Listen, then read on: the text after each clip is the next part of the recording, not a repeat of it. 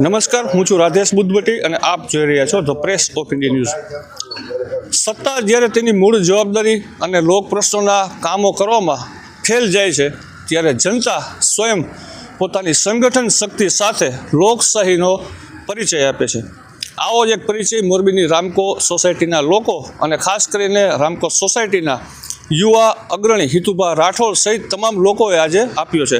આજે ફરી એકવાર રોડ રસ્તા અને પાણીના મુખ્ય પ્રશ્નોને લઈને મોરબીની જિલ્લા કલેક્ટર કચેરી, ટીડીઓ સાહેબ સહિત તમામ જગ્યાએ આવેદનપત્રો પાઠવી અને રજૂઆત કરીએ છીએ। ત્યારે આવો આપણે જાણીએ આ પ્રશ્ન વિશે, કેટલા સમયથી છે અને શું સમગ્ર મુદ્દો છે। હિતુભા, આપનું સ્વાગત છે પ્રેસ ઓફ ઇન્ડિયામાં। આ ઘણા સમયથી જોતા આવી છે કે આ પ્રશ્ન છે, તો અત્યારે ફરી એકવાર તમે આવેદનપત્ર આજે આપવા આવ્યા હતા, તો શું કહેવા માગશો? શું પ્રશ્ન છે અને શું તમારી મુખ્ય રજૂઆત છે?